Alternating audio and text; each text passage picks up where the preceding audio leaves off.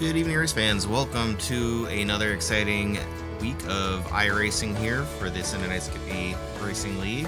Our SF2 race is about to start. We're finishing up open qualifying. Got done a little bit early with the bedtime routine, so I think we're just going to go ahead and start early. That's why the timer wasn't accurate. So joining me tonight is not Mike, as it says there on the screen, but Peter. How are you doing? I'm doing great, Chris, and glad to hear you got your podium 1, 2, 3 put to bed. Yeah, exactly. Yeah, not necessarily in that order, but yeah, we're definitely oh man. Well, and momentarily, I should say. So we'll see how long that lasts for. We are gridding. Congratulations to Michael McLeod here on pole position, and Charles Weber, Chuck, who joined us in the booth there for SF1 last week on the outside pole. Here's the rest of your starting grid. I think Craig Montgomery. Welcome to Sonoma. Oh. Yay. Yeah, so and I did not mute. Here. I guess he's been super busy lately and not had time to race. So, liking anyone better, I'll just say, There we go. I'll believe, let's see what's going on with the grid here.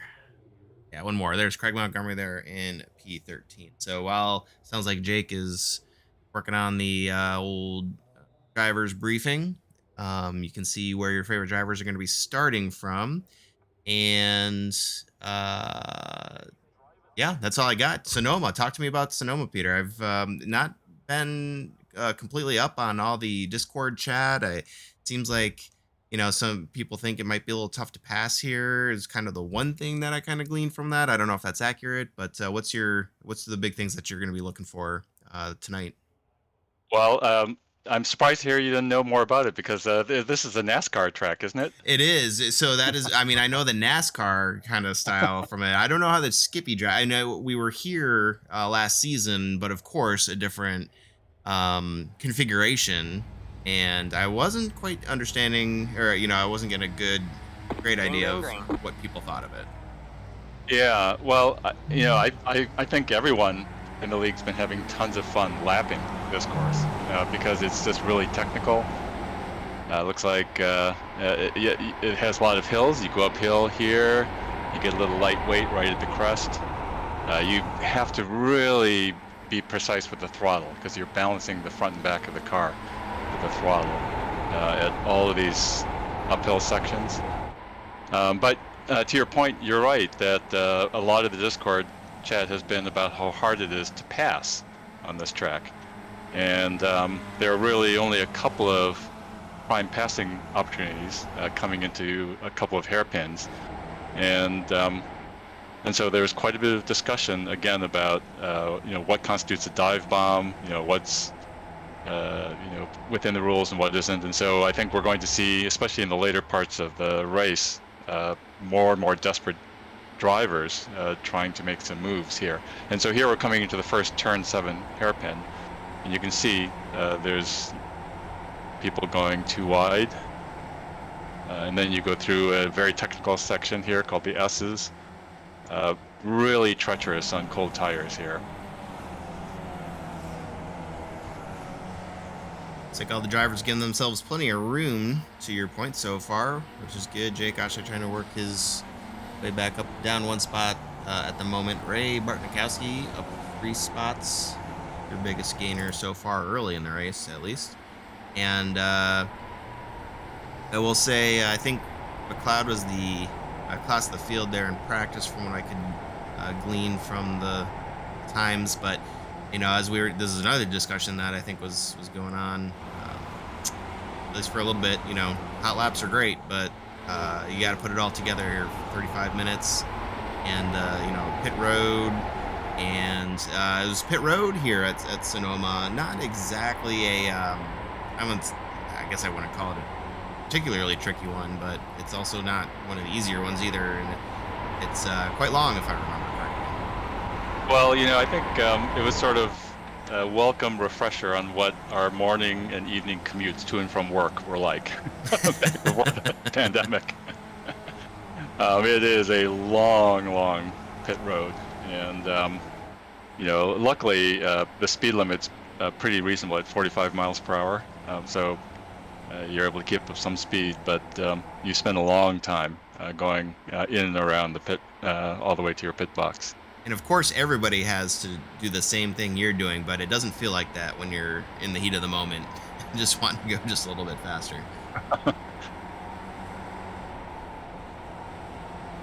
So it looks like we're already getting a couple of clumps of drivers. There's a pretty interesting battle shaping up for P5 between Ray Bartnikowski and Rafa Bofil, Dan Pegowski, and Jake Ashe. And the Rafa-Jake battle is particularly important because they are number 1 and 2 in the season standings with just this race and one more to go. And I think there's something like 3 or 4 points separating the two. So those two are 2 drivers to watch in this race. Jake Ashe, as the broadcaster curse lives on. Man, I cannot believe he goes. Joe Zubovich also looks like he got collected in that. So that's going to allow Bofil to kind of start walking away. And, you know, it's still early in the race. We're only 4 minutes into a 35-minute race, and anything can happen. But Jake's got his work cut out for him here. I feel so bad. We don't have any drivers out here called Melvin, do we? Maybe I'll just start calling out. Right. Yeah, there you go.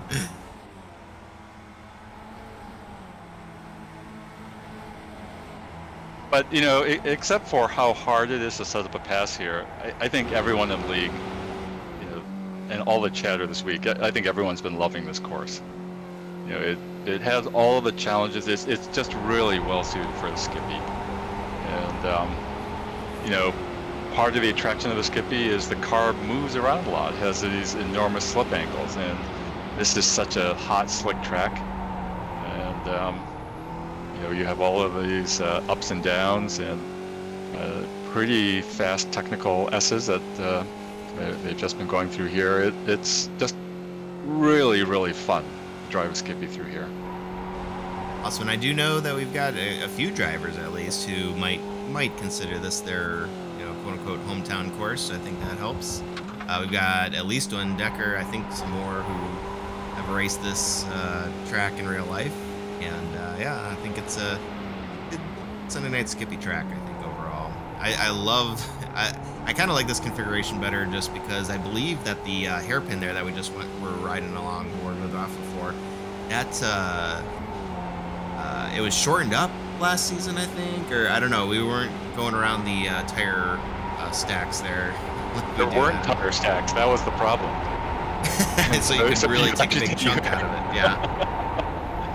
Yeah, and so it was bizarre and confusing. You just didn't know how much you were allowed to cut that apex.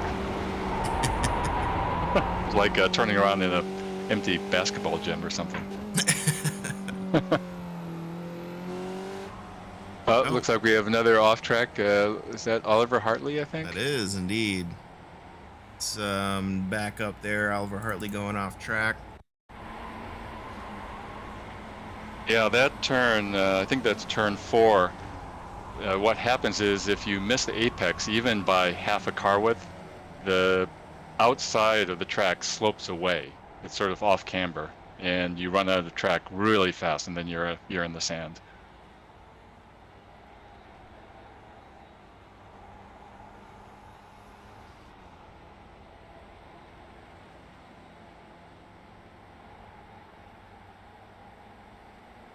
Got a great view here from the drone cam, and just like you were talking about, just the ups and downs and all the twisty bits there. It does look like a lot of fun. These drivers are, well, I guess varying levels of fun. I'm sure a couple of the guys right now are not wishing for some of those early race incidents, but I wanted to get a good, you were talking about slip angle, and I think that's something that we've discussed on the Discord, but anybody who is watching who isn't familiar, that is just one thing that it was really, to me at least, pronounced in the Skippy. I'm sure other cars as well, but certainly more so in the Skippy than any of the other cars I drive. And when you look at it from above, it definitely looks like you're, what would you call it, like drifting? Yeah, I mean, it that's the looks most like a extreme drift. example. That's right. Although there's no sliding, There's no which is the sliding. You're amazing thing. right. Yeah. Yeah. But Eh, it's that I think to me that's what I mean when you can really throw, quote unquote, throw the car around. It's kind of what it feels like with the larger slipping. Yeah. Well, if you read the Skip Barber, any of the Skip Barber books, or watch the old videos of Skip teaching, or if you attended any of his schools, uh, he explains that he chose treaded, normal road tires for this car because the tread blocks squirm. They twist under those side loads, which allows the tire to maintain grip, but not be rolling in the direction of the wheel, basically, and that gives you that slip angle. So it's slip angle without slip, basically, which is just tons of fun. Through this section here, through these S's, it's crazy. You're actually, once the tire's up to temperature, you are flat out in fourth gear, which, at the beginning of the week, or if you're new to the track, it just feels impossible because you're just sliding all around.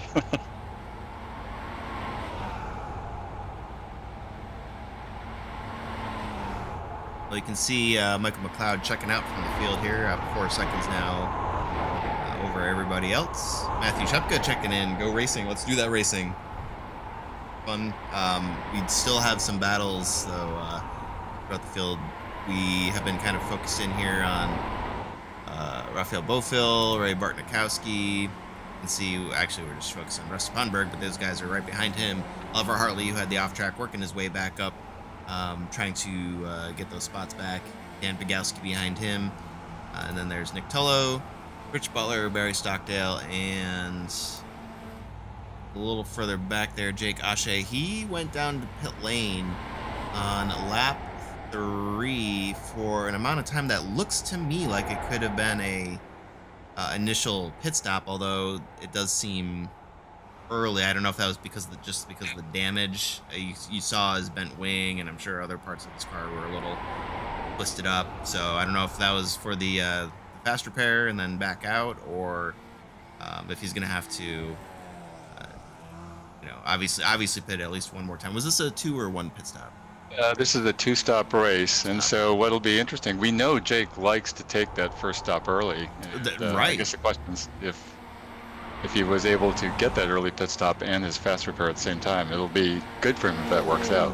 Right. Yeah, I mean, it was 7 seconds, so not a ton of time. I would have thought of maybe a little bit longer, but, he's really dialing those calculations just dialing him in. I just said it right there. And, he's got a idea in his head before he even goes into the race of how many laps he's got in him, but then he's updating it with the software. I believe he uses JRT. I could be wrong. Sorry, apologize. That's not an endorsement of any particular overlay, but he's got that stuff down to a science here, and with a early race spin / damage, that's where that can come in real handy. And I mean, I know there's drivers out there who can just kind of wing it and kind of figure it out on the fly, or not figure it out and just still be fast. But I'll tell you what, having that fuel calculation capability really takes it to the next level, I think, for a lot of these guys. Yeah, and we know Jake thinks about this a lot, so it's good. I was just noticing there's a battle for P9 that's been pretty fierce between Rich Butler and Barry Stockdale, and they've really been in each other's gearboxes now for 2 or 3 laps. Butler had a great week last week, so hopefully riding some of that momentum. He's up 1 spot right now overall. So is Barry Stockdale. So both of these drivers, actually, I think both had pretty good weeks last week, if I remember correctly, but my memory is not great. So, yeah, this is it's really fantastic. There's a lot of looks like a lot of respect between these drivers. I could be wrong, But there you go, Rich Butler coming down pit road here. Let's follow him. You guys can see how long this pit road actually is. You got to go all the way around. There's the cone for your speed. That's not for a ways, it looks like. And then you just gotta take the little pit lane tour there around the corner. And there's the easy ups. Yep. It feels like they should put like a little coffee hut right about there. Well, I'll tell you what. You can see Rusty and Oliver there populating the pit stalls. Let's see what happened between these two drivers. This is Rusty Pondberg going into that same corner. Ooh, there's just a little bit of contact between he and the 91. Oliver nowhere to go. It's the spin arounds. These guys, looks like Rusty's just done, so he had to grab the toe. And I imagine that's exactly what Oliver had to do there too. So, like we said, you never know what's going to happen. Things can happen real quick. The 91 originally made contact there with Rusty, and I don't see any damage that I can tell, at least. So he's no worse for the wear. And we'll continue on. Just for the record, I want to point out that I did not say Rusty's or Oliver's name. So. Yes, that's true. We were focused on pit road, not the action when that happened. So McLeod and Chuck Weber both down pit road, and then now you can see Ray is also going to take the option. So actually, that sweeping kind of right-hander in the beginning of the pit lane before you hit the speed limit cone, that's pretty dangerous. And you really do want to take it fast. I think the fast guys are going around there, maybe around 60 miles per hour, close to that. And so you are, you're sliding a little bit all the way around there. And you want to do that because you want to go through that as fast as possible, and you still have plenty of time to get down to 45 miles per hour. But I wouldn't be surprised if somebody kisses the wall there. The other thing also, if you do kiss the wall and bend something a little bit, assuming you still have your fast repair, you kind of get that for free. And so you'll see people being pretty aggressive coming in there. Yeah, that's so not technically tricky, but I think the fact that the cones are so far down for the speed limit, I think that's what makes it tricky, because you saw on the camera angle there, just how close those concrete walls are there. That's that safer barrier. I got to imagine there's some seconds to be gained from being able to maximize your time through pit road. And I got to imagine it's one of those things, people worry about, the racing line and driving in traffic and all that. And I do know that some people do spend some time learning, pit road. This is definitely one of those tracks where it behooves you to put aside some of that practice time during the week to maximize that, especially for Sunday night skiing. Look like Rafa Bofeld and Pagowski both ducked into pit road, and Barry Stockdale. So that's going to be it for the first round of pit stops. These are the last guys to come in for their first, barring Jake Ashe. We don't 100% know what the strategy is there, but here's Michael McLeod coming around the start-finish line, and will regain the lead from Rafael Bofeld. Michael, on fuel strategy, Michael McLeod in the Discord revealed that he does not use a fuel calculator. He does all of his calculations ahead of time before the race, and plots out his pit windows ahead of time and keeps them. I don't know if he uses a sticky note on his dash or keeps it in his head, but just keeps it. It's knowledge is power, like they say, and it's a good thing to have. I know for the races that I do, when I'm actually racing and not commentating, I definitely like to have an idea of what's the maximum, worst case scenario, how many laps I can get out of this. That being said, this is a little more complicated because a lot of the races that I do are based on laps and not time.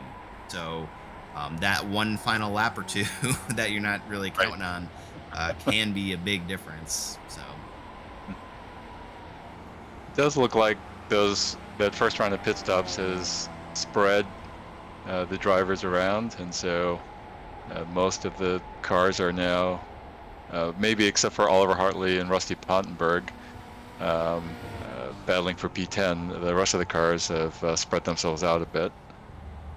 Yep, and let's bring up the pit lane times so we can see if there's something we can, any conclusions we can draw, right, wrong, or indifferent.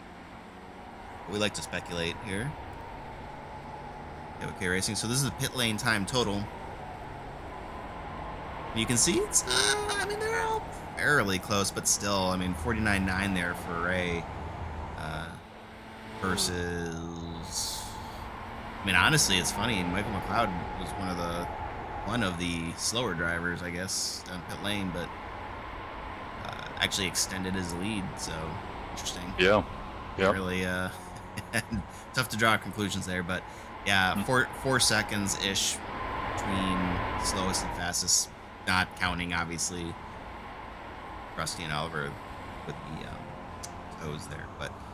Yeah, interesting. All right, well, there you go. We'll keep an eye on that. We'll do that again for the second round of pit stops. And yeah, to your point here, let's look at it. This is gap. Let's look at interval here on the timing tower. And you can see, to your point, Oliver Hartley, Rusty Ponberg. This is the closest battle we got on the track at the moment here for P10. These drivers both now down 7 and 6 spots respectively. And they'll both be driving mad. yeah, yes, yeah, 100%. And you know, that's one of the tougher things to do too. You know, we've talked about the tough things to do in racing. Lead a race, you know, fuel calculations, all that. Getting involved in an early incident and keeping your head is very, very tough as well. And you know, not letting mistakes create more mistakes.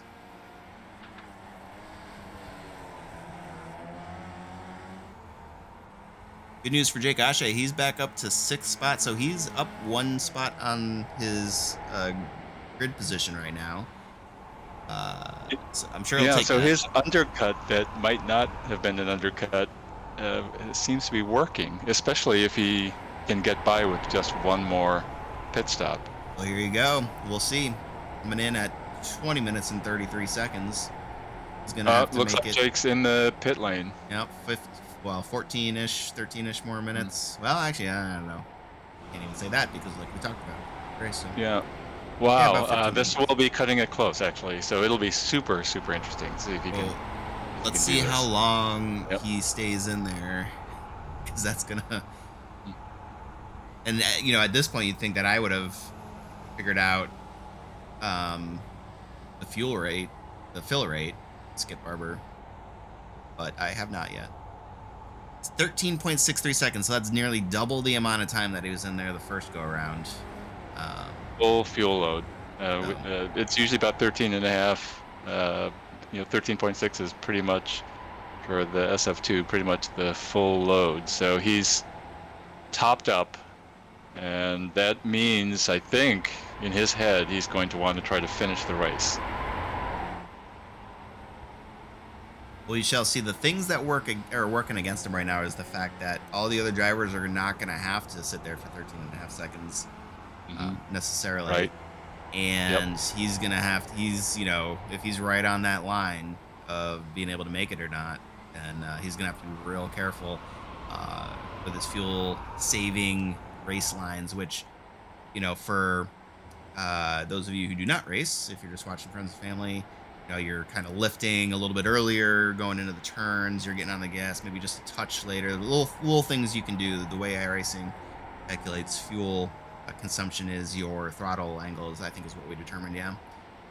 So how much you're pressing the accelerator on your rig. So the less you can do that and still maintain speed, the better off you'll be. But of course, that's going to lead to slightly slower lap times. We'll see what happens. Yeah, that was another interesting league discussion this week about how is fuel consumption calculated in iRacing? And, I've definitely had times when I was cutting it close and was worried about finishing, and so I would short shift. And I just luckily managed to finish the races that, where I did that. And so in my mind, I believed that short shifting, right, you were lower RPMs would lead to less fuel consumption. But it appears honestly, that's not true. I don't know. That it's one of those things. There's a couple of things like that, like warming of the tires, right, sorts of things where iRacing doesn't. I don't think, at least, I've never seen, for all the discussion that we've had on both of those subjects, I've never seen anything definitive from iRacing. People run experiments and post it to Reddit or the forums or stuff like that, but I've never seen anything super definitive. So I know in the ovals, people will literally cut their engines off during caution laps. Wow. I don't know if that helps or not, but it's risky. But if sometimes the placebo effect, if you think it works, it's great. But yeah, I don't know. Tough to say. Let's see, another here you go, Rich Butler and Jake Ashe. Jake just had passed Rich Butler for P8 there. He's working his way back up. So obviously not fuel saving that much. I mean, Rich is he's got some pace to him, and Jake kind of walking away. So I don't think Jake's either he's either firmly in the I'm gonna be able to make it, or I'm gonna have to stop again camp. He's the only one who really knows that at the moment. Right. Yep. Back up the battle for P3 between Rafa Bofil and Ray Bartnikowski. It's really interesting here because in terms of the SF2 season standings, all Rafa really is interested in doing is finishing ahead of Jake Ashe. And so you wonder if he's pressured enough by Ray, if he'll let him go by. So right now, it's 1, 2, 3, 4 positions that separate them. It's tough to, when you get all the races in, obviously if you don't participate in a race, that's a big chunk of points that you're going to lose there. But, 4 spots I think is going to be a nice finish there for Rafa. But that being said, Jake, like we said, he already had his second pit stop, at least we may think that. Yeah. And who knows? Well, there you go. The pressure is done. And that could be Ray just trying to go for a little bit of an undercut there because, again, it's just so hard to pass. And Ray and Rafa, as we've seen in previous races, are so similar in speed. And so this might be, for Ray, maybe his best shot at getting past Rafa.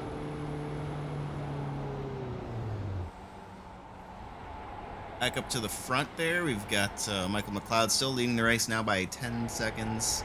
And out there comfortably, his race to lose kind of picked out for the most part. Still has to make his second pit stop. So, like we said, anything can happen. We've seen some really fast drivers who, speed down pit lane, or like we talked about, this one is just kind of a tricky one to navigate as it is. But Michael McLeod, obviously one of the faster, more consistent drivers, and it's paying off for him right here. Oh, he's wicked fast, and Charles Weber, being pretty new, he's also showing some really serious speed, and so it's no surprise they're number P1 and P2. Actually, on that point, we have a rule for SF2 that if you have ever had an I rating at or above 2,000, you're disqualified from competing in SF2. Skippy Formula 2. And so 2 weeks ago we had Andrew Cole, who crossed that threshold, and then this week Matt Shepka. And so I guess it's a good thing. I know people feel a little sad because all the drivers just love competing in these SF2 races, but it really shows what a great development environment this whole league is. These drivers are.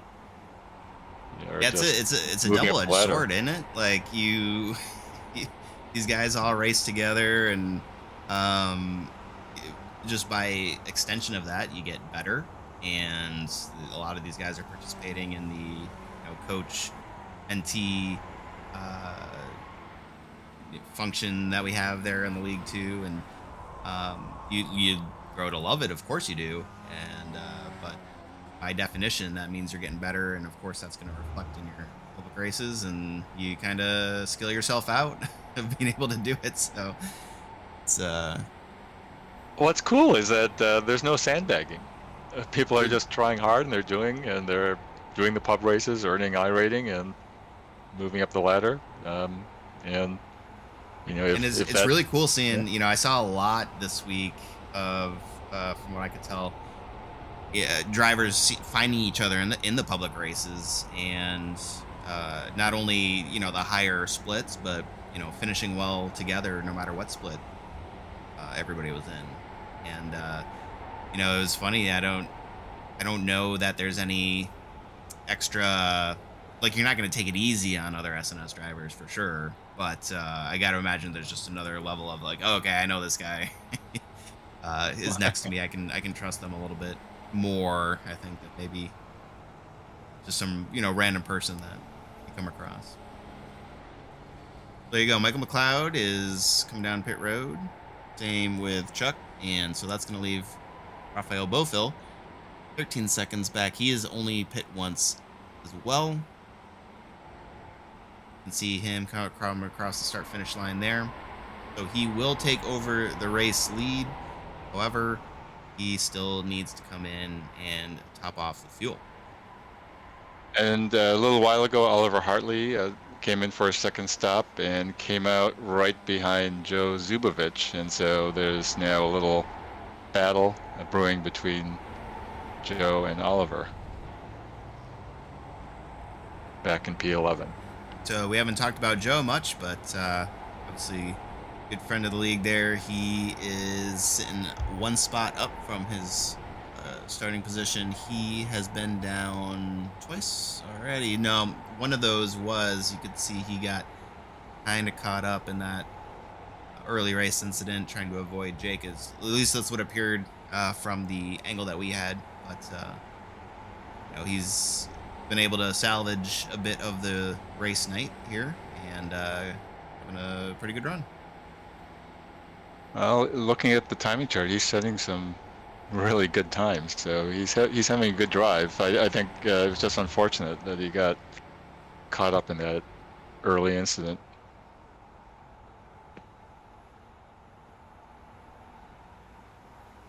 So I guess we might expect Rafa Bofill to come into the pit on this lap. Yep, and 12, 11, well, yeah, just shy of 12 seconds there. Yep. Gonna be the gap. Got to imagine that. Ooh, he's locking it up there. He's really trying to maximize. Yep. That could be an expensive lockup. We'll see. There's a fine line between maximizing your time on pit road and earning yourself a speeding penalty or something like that. You can see there's Michael McLeod taking back the race lead.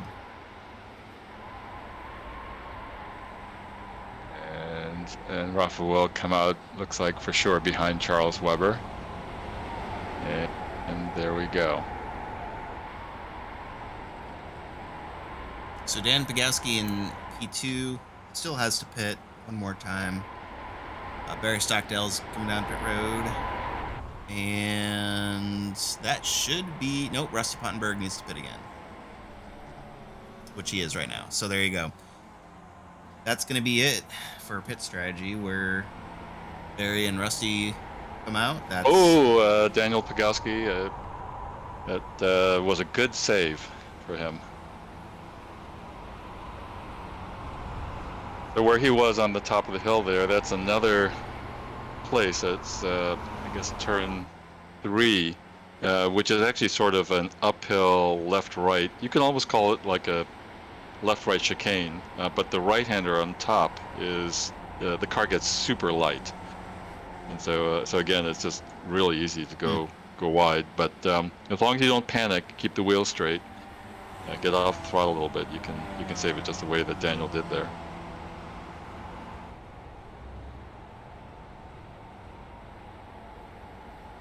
We'll see where he comes out. I think, well, Joe Zubovich is down pit road for the third time, which, there you go. So he, obviously his early race incident where Jake is trying to extend it, Joe is not. Dan stays out one more lap. You can see him right there in front of Charles Weber. And watch that interval. 1.1 seconds now. So Rafa's got his work cut out for him to try to go ahead and catch up with Weber, but it's not impossible. Another one to keep your eye on there, Nick Tullo. As we see the overtake. Oh, they're going side by side. Oh, looked like some contact there. And there goes the nose cone. And that's going to let Rafa make contact with the 8 car. And things just got real interesting. And Dan's going to pull over. Yeah,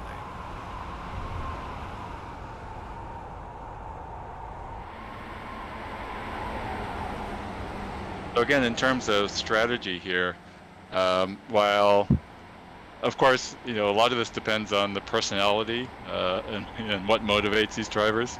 But if you're thinking about the season standings, Rafa doesn't need to take any chances here.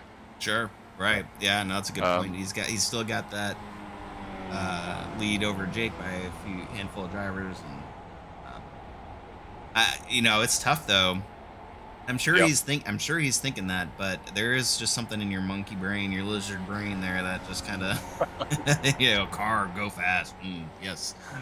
Well, it's sort of like what we talk about, when you're all alone in the lead and how to keep concentration. You've trained yourself to drive a certain way. You just don't want to change that. And, I know last season, at the end it was, close 1-2 battle for season standings between me and Ian Worrell, and I think I was spending too much time looking at where Ian was on the track instead of just driving. And so so you don't want to be stupid, but at the same time you want to keep your head straight. Well, as we saw the drivers pass the start-finish line there, you could see Barney the flagman waving that white flag, meaning 1 lap is remaining, which checks with the time. That passed way quicker than I was anticipating. Dan Pagowski looks like he crashed, so he's going to be a little further back. Michael McLeod out to a comfortable lead now, 16 seconds for this battle. This is the P2 battle that we've been focused on here. Yeah, I'm guessing Daniel's exhaust or gearbox got damaged by that contact with Charles, and so that he might have had to tow.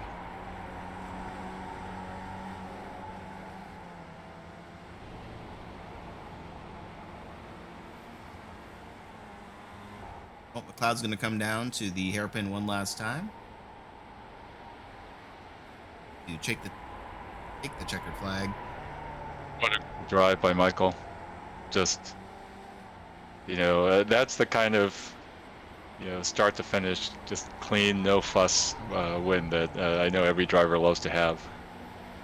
Not take away from his victory here, but Rafael Bofill on the gearbox. He's got just a little bit of time. Can he make the pass there on the outside? Where's the start finish line? Oh, 0.005 seconds is going to be the difference there. Holy cow. Wow. Great last effort.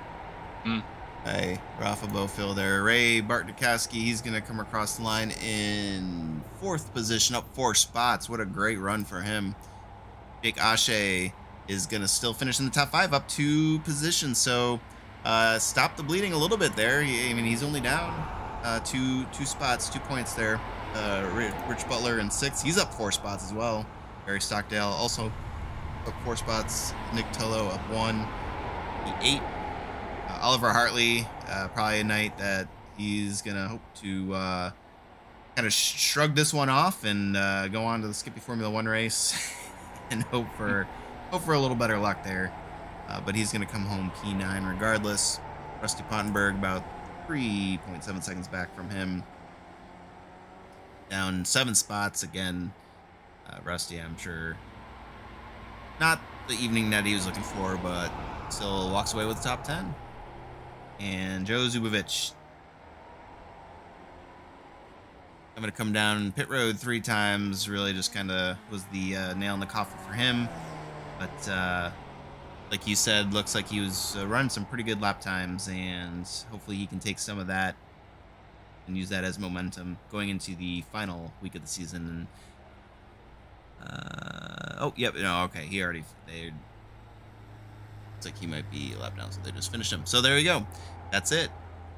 That is all she wrote. This is Skippy Formula 2 racing here. Congratulations once again to Michael McLeod for the just blowing the field away there by over 17 seconds.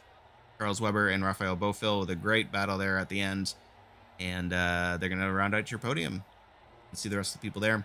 Before we let you go, what are you looking forward to for your race tonight? Well, I think for whatever reason, this track really suits me. So I'm really looking forward to it, and watching the SF2 race.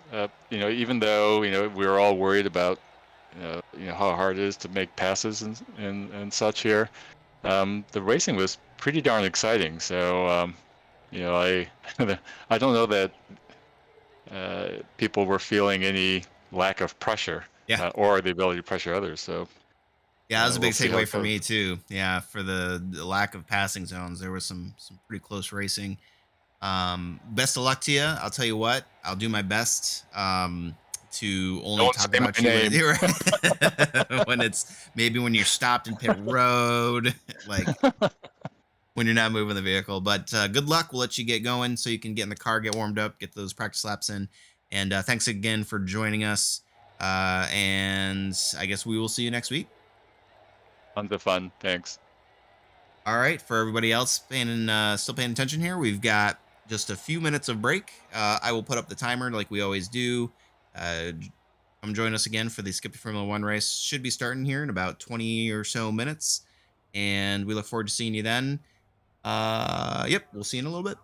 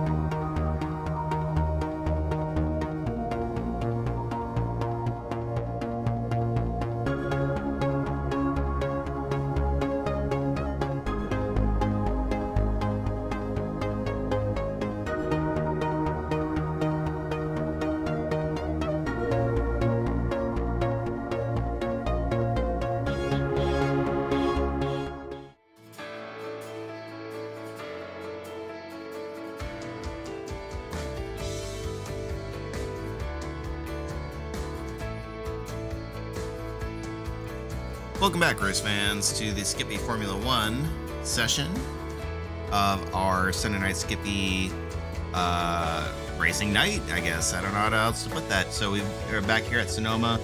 Hopefully you joined us for the Skippy Formula 2 race earlier. If you didn't, definitely go back and check that out. It was a fantastic race to watch. A lot of good guys, a lot of good racing going on. And it's about to get a little more interesting because we're going to have 35 drivers on the grid tonight here at Sonoma. And if, like I said, the earlier race is any indication, this is going to be a lot of fun to watch, a lot of strategies playing out. And I'm excited for it. And what I'm even more excited about is the return of the OG SAS, Pete Mobron. Pete, welcome back. Thanks for having me back, Chris. Excited to be back in the chair. Awesome, man. Well, how have you been? I've been excellent. So for those that weren't aware in the league, me and my family had to take care of a relocation, so that made me scarce for a bit. But we're all settled in within spitting distance of Road America, and ready to get back in the rig and get back in the booth. That's awesome, man. I like, so Road America is definitely one of my favorite courses, by the way. And have you been there before, just to spectate? Not in person, no. The irony is in iRacing, I abhor Road America with a passion. I think I've done one official race there in 3 years on the service. And then that is the track that I end up moving next to. I imagine it's going to be amazing as a spectator. It's probably really a little better, yeah. When you're yeah. in the stands eating cheese curds, drinking beer, it's probably a little bit different experience. Exactly. There you go. Yep. Oh man, well that's awesome. Congratulations on the new home, and it's awesome sharing those pictures, man. It looks like a real nice place, and very, very. The backyard there is just kind of one of those backyards. For those of you who haven't seen them on the Discord, they're definitely one of those Americana. Just sit back there, smoke some meats, have an adult beverage or whatever, maybe a stogie if you're into that kind of thing. It's a great spread that you got going on there, man. I'm very jealous. Yeah, it's a good place to be. We're really excited to be settling in for sure. Awesome. Well, and welcome back to the broadcast as well. We've missed you, and we've had some good folks step in and help out for sure, and we just certainly appreciate that. But we're excited to have you back, give your expertise on the tracks that you're going to see tonight, specifically Sonoma. We had a great race for Skippy Formula 2. Some good battles throughout the field, even with only, I think it was, 12 drivers or so.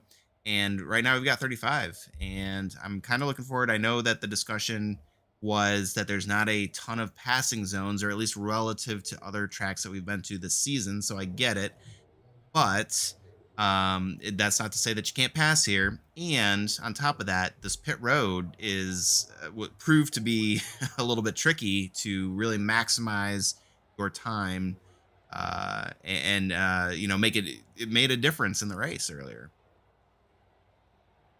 Yeah, no, when we came here last season, we talked about this is a little bit different track than we're used to cadence-wise in Skippy, right? So in the Sunday Night Skippy League, with these 45-minute races, a lot of time you've got a long time to pick your strategy, pick your passing opportunities, work with the pack around you to improve the overall wheel speed of the overall pack. It doesn't really work here, right?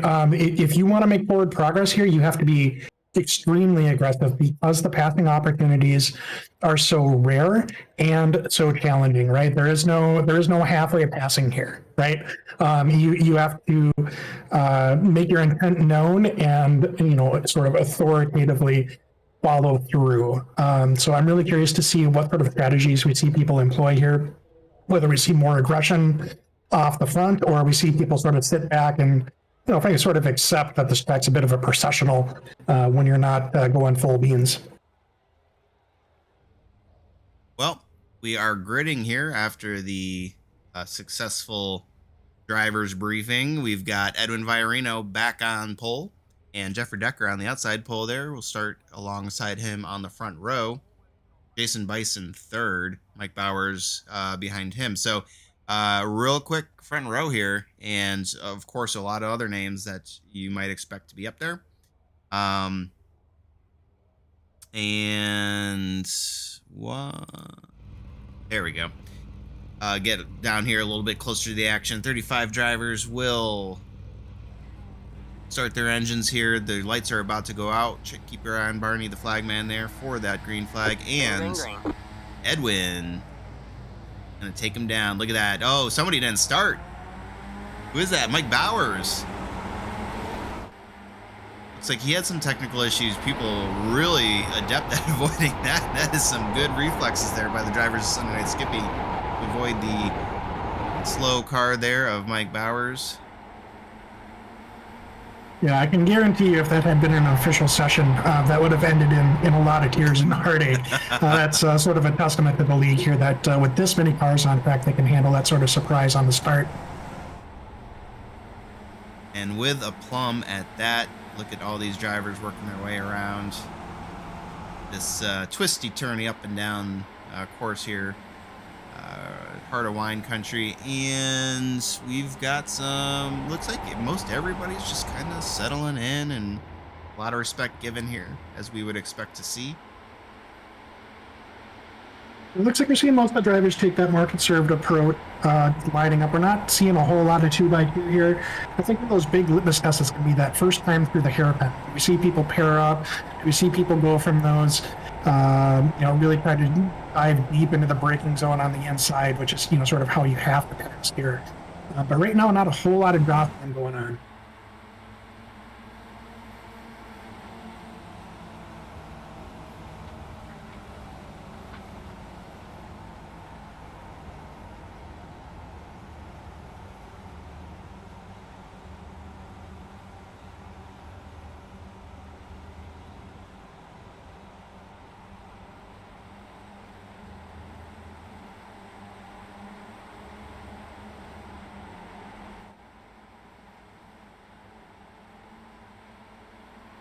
Well, okay.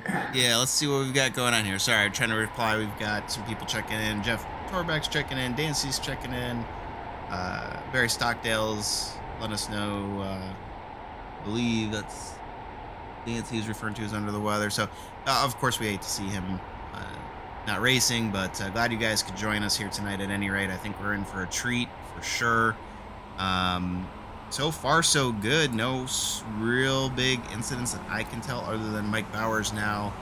I saw him 17 spots down after starting there on the second row. Got his work cut out for him tonight. Oh, Jason Bice. Able to save it. He's going to lose quite a handful of spots there, but... You know what? That's worth losing us. If we're honest, that's such a tricky corner for these first 4 to 5 laps. And once it starts to go, I think that was the best possible outcome that you can ask once that rear end starts to let go. That looked a little burly, but I think that was about as good as you can get. And same goes for Michael McLeod there. He's going to end up falling all the way back, but looks like able to maintain control of the car and no contact there. So, it's a long race, everybody.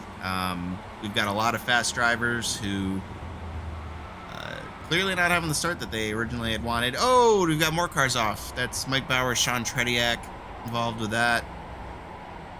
Oliver Hartley's in the wall back there.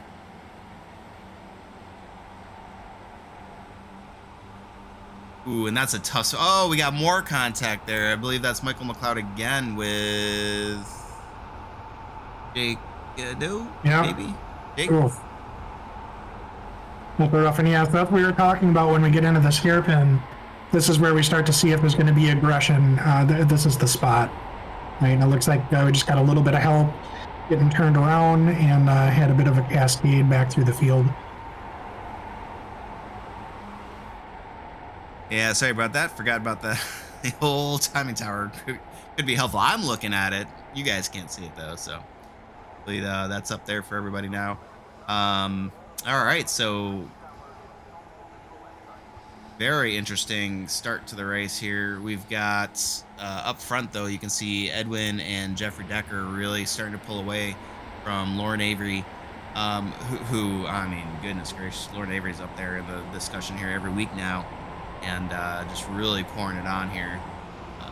Yeah, no, Lauren's one of those drivers. No, I've actually, you know, the dirty little secret. Lauren was actually one of the drivers on one of the endurance teams that I managed.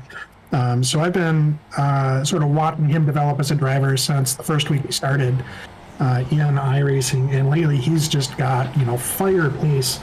It's really doing the mental battle, especially in races that are 45 minute long, in something like Skippy where the fuel strategy is so prevalent. It's really now a game of keeping that focus. You know, I think that's what this league does really well, is taking drivers who, you know, have put in the work, they've got the car control, but now they need to get those finishing positions. They need to get that consistency, you know, week in, week out, running with 40 of the same drivers that you can trust, you know, in a high respect environment leads to, you know, a lot of high confidence maneuvers.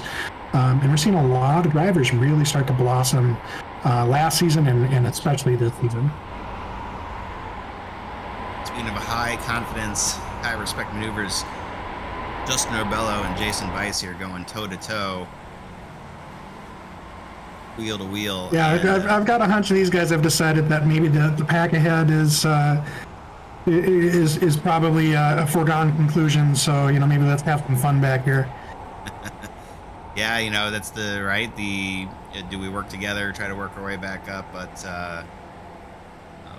it's tough. It's tough at the front of the pack, like you said. I mean, barring some accident or slip up, but you really can't count on most of the drivers in this league slipping up. You know, it's got to be just a unfortunate circumstance. There's Jason Weiss takes the position away from Justin Orbello ultimately. And this has been great to watch. Well, these guys have been side by side since P1 or P2 rather. That's extremely difficult, if I'm honest, to battle all the way through that first section, especially, you know, coming over those crests as the car is getting light. Not only just be able to trust the driver next to you, but frankly trust yourself to make that kind of maneuver.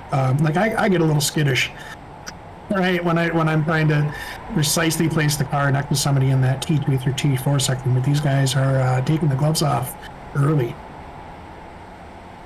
No time like the present.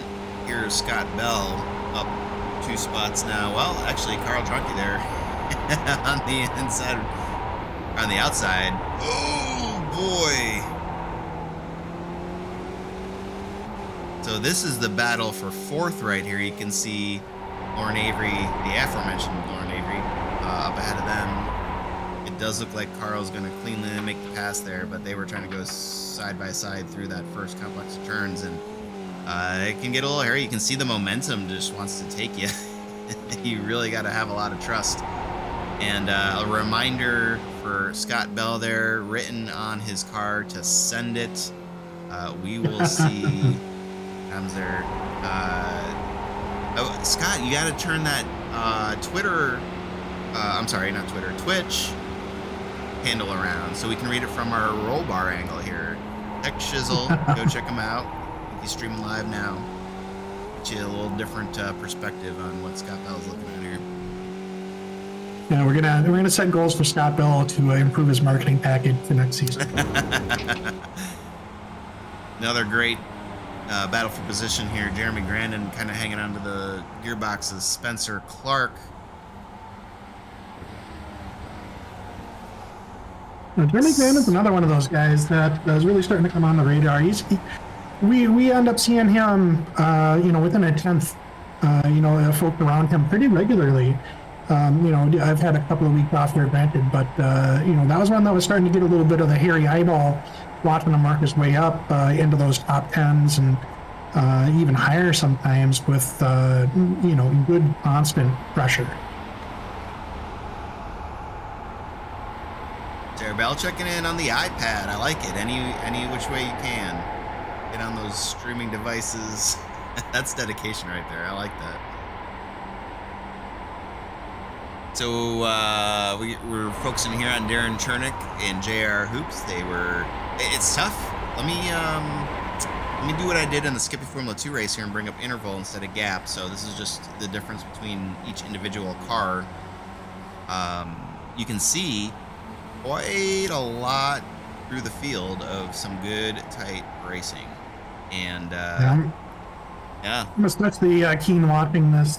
Jason Bice slowly getting reeled in by this absolute gaggle of cars behind him. He's got a 6-car, 7-car train nipping at his heels, and it looks like they're cooperating well enough where they may just reel him in. I'm very curious to see who starts pushing through here. We got a couple of guys that we've seen starting to crank up the aggression this season. You know, Jeremy Grandin, we were just talking about, Peter Nodwell, JR Hoops, all these guys really coming into their own this season, and they're all in the same pack. We'll see who's hungry tonight. Yeah, I wouldn't count any of those guys out. It's I would not want to see that in your rearview mirror. And Jason already, you can see him really testing the track limits there. I don't think that's really an issue, but he's exploring the space. He paid for the track. He's going to use it all. And up front, you can see Edwin Virino still leading, but Decker able to. Oh, of course, I just cut away, and they were side by side there. Oh, we got JR Hoops going way off track. What the heck was that? Darren Chernick and JR Hoops. Now we're 2x2 going up the hill. Holy cow, look at Steve Dewar leading this group here. Darren Chernick, Raphael Bofil. Yeah, no, this was that group we were saying. There's a lot of guys that are finding their pace, finding their aggression, figuring out how they want to be able to run the races. This was a good example of, kind of having those, really dynamic situations where there's a lot going on all of a sudden. Well, you can see JR has got a little bit of an issue there with his rear wing. Let's look back here at what may or may not have happened. Let's see. Oh, man. That Darren maybe who took it in a little warm. Yeah, I think this is a bit of the Concertina effect, right? So it looked like a big pickup from who saw a lot of smoke, and then just got a little help getting turned around. It doesn't seem too worse for the wearer. He's still hanging on there to the back of that group, although that's going to be music to Jason Bice's ears because that's going to split them up just a touch. Although, Justin Rubello there, holy cow, man. I mean, talk about they were working their way up. They're there.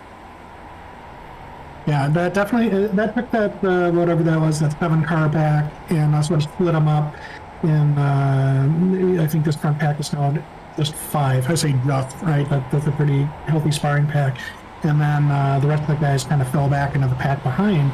So now we've got that massive pack sitting back from whatever that is, 13 to 18 or 19 now. So a couple of good sparring groups forming throughout the field. Not sure what happened to Dan Pegowski. He has crashed and has jumped to the pits, taking that tow. So his night not going great. Chris Stewart into pit road as well. I didn't see anything happen to him. It is 13 minutes into the race. Did not. Is this a 2 or 1 stop? That is one thing that I should know. So it looks like a 40-minute race. So the 2 formats that we do here with Sunday Night Skippy is either a 40-minute single stop race or a 45-minute 2-stop race. So tonight is just the 1 stop because our race length is 40 minutes. Gotcha. So there you go. I don't know what happened to Chris then. At any rate, he's in. I think maybe he's seeing that opportunity to undercut. But I do not know the 14 minutes down, taking it to the end there. We'll see.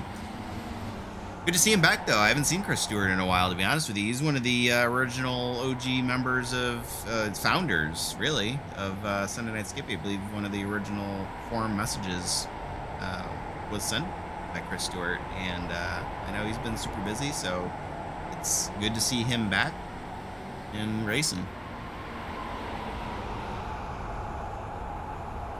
Up front here, we've got Carl, Lauren, Scott, And I believe that's Max at the end, the Bianchi scheme.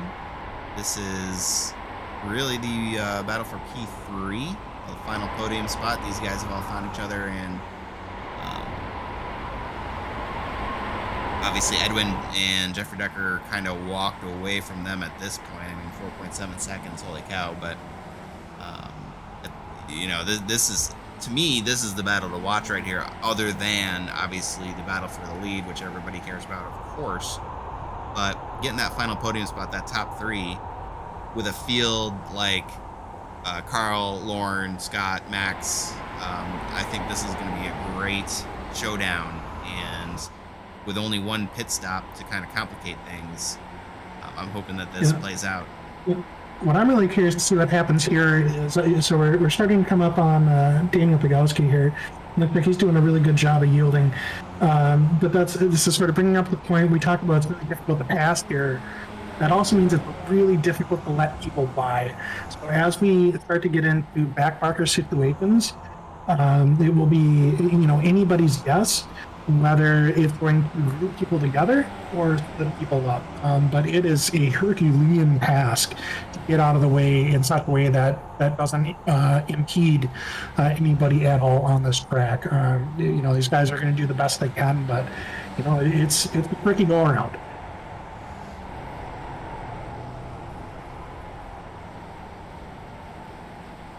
Well, we talked in the Skippy Formula 2 race about driving angry after getting involved in early race incidents. And you can harness that, hopefully, for good. Sometimes it can bite you, but I'll tell you who's driving angry now. JR Hoops, just on a mission to try to get back up there. He's just past Charles Weber there for 15th position and working his way back up to Darren Chernick. And Steve Dewar continues to lead this pack of very capable, very fast drivers here. And yeah, 13th position. So they've got a little bit of time. They got about 3 seconds ahead to Adam Wright, who's sitting in 12th. But this is, again, going to be one of those pack of drivers to keep your eyes on once the pit stops cycle through. Yeah, no, Hoops is one of those guys. The choice of words there is interesting. No, Hoops is one of those guys where early on, you know, he would really see red, right? And frankly, he was easy to rattle. Right? And you know, you get that really, you know, emotional reaction, and you know, the fine power control would start to waver a little bit. But he's become, you know, a much more rock solid, mature driver. When these kind of things happen and there's a setback, he goes heads down and he starts punching through the field again. I mean, it's literally the conversation we had in the Skippy Formula 2 race, where we talk about all the difficult things that there are to do when you're racing, when you're driving here, especially in this league. Fuel calculations. We've talked many times about leading a race and maintaining focus and all that. But one thing we haven't really talked about was, and you can see Mike Bowers and who's that, Aaron Law going down pit road there, among others. So it looks like pit stops are cycling through here. But the big thing is getting involved in early race incidents and being able to maintain that contact and not let mistakes beget mistakes. And even if it wasn't your fault necessarily, I mean, because we've all been there. Early in the race, you've been practicing all week, something goofy happens, and now you're behind. And as we've seen, it's very easy to lose focus and make even more mistakes because of that.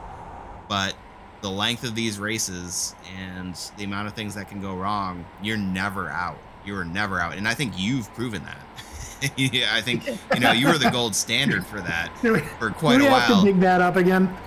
For quite a while. I will say that there are other drivers here who are giving you a run for your money, and I think we can have good examples. But holy cow, man, that was a heck of a run, and I think that was eye-opening. I think for me certainly, but I think for a lot of the drivers, like, okay, all right, you're never really out. Just put your head down, focus, and keep running. Right, and even looking beyond race to race, that's another reason why I like the league format with a good group of invested drivers that are in it for the whole season. is, okay, fine, I lost the top 5, but there's still points on offer, right? I want to have fewer points lost in my drop versus the next guy, those kind of things. There's bonus points to pick up. There's always another objective that you can strive for, even if you're not going to quite get that position that you wanted. I think adjusting that mid-race can be tough, but yeah, just like you said, focus one position at a time, and just go for one place, 1 point. Stop the hemorrhaging of points as more drivers come down pit road here. We are, you know what? Actually, we're on quite a few different pit strategies, so let's bring up pit stops so you can see who has gone down pit road and who hasn't to top off with fuel. Hopefully that's all they've done. And check their tire box there, but great racing. Now, unfortunately, I don't have my normal overlays set up because we're still kind of getting settled here.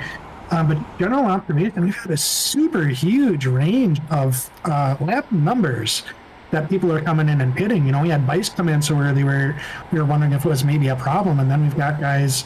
What are we? 6-7 laps later that are just now getting into the pits. I'm curious, was the pit window really this wide, or what was the option really there to pit on all those laps? Are we going to have some folks that are going to need to get creative with their fuel? Yeah, and again, for those of you who were in the Skippy Formula 2 race, there's drivers who kind of there's different philosophies. I think there's folks who have the overlays and kind of want to just go with the flow. They don't really have a plan going into it necessarily. There's guys with overlays who have a plan going into the race of when they might want to pit. There's guys without overlays that have a plan, and there's guys without overlays who don't have a plan. There's all sorts of things. So I think this is super indicative, and I got number of pit stops up, but let's look at pit lap, because I think that might be a better graphic here. You can see the wide variety. I mean, we mentioned Chris Stewart, lap 7, maybe Matt Shepka there at lap 9. Might be one of the earlier ones, but yeah, we're already on lap 13 now. That's a huge window. So they're barring Jake Ashe, he may have had he's a lap down, so he may have had an incident. But I was gonna say he's one of those guys who definitely calculates everything ahead of time, and so hitting on lap 8 may have been an indication that that's when the window opened. But that, to your point, I don't know what's going on here, because I think somebody like maybe like Mike Bauer. I mean, a lot of that makes sense for some of these guys who maybe are a little further back, want to break up, get outside of the traffic a little bit. Mike Bowers had the incident where he didn't go. Maybe an undercut makes sense for him, and try to make it to the end. It's gonna be interesting.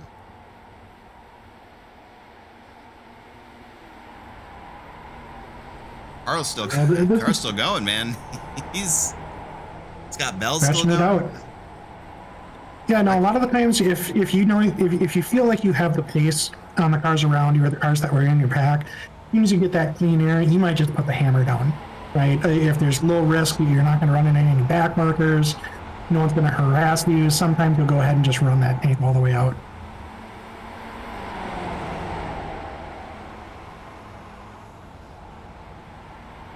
It looks like we're getting a little bit racy back here with Con, Prediak, and Beeson as they were getting up into the pit entry.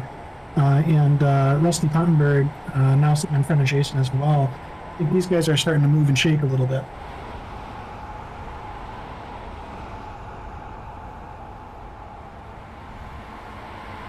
Yeah, that might have been a blue flag situation, so Bice just got by here. As the pit stop cycle through, obviously the timing tower is just gonna have a conniption fit and all that. So we'll wait and see exactly what happens. But right now the top 7 have not pit. Decker is actually out front by 3 seconds, nearly 3 seconds, I should say, over Edwin Villarino. Those were the leaders before the pit started. So That is interesting to me. I don't know. Looks like they had the exact same time-ish on pit lane. So I don't know how Decker made that up. I'm not seeing... Edwin Virino went off the track here. Real quick, let's look.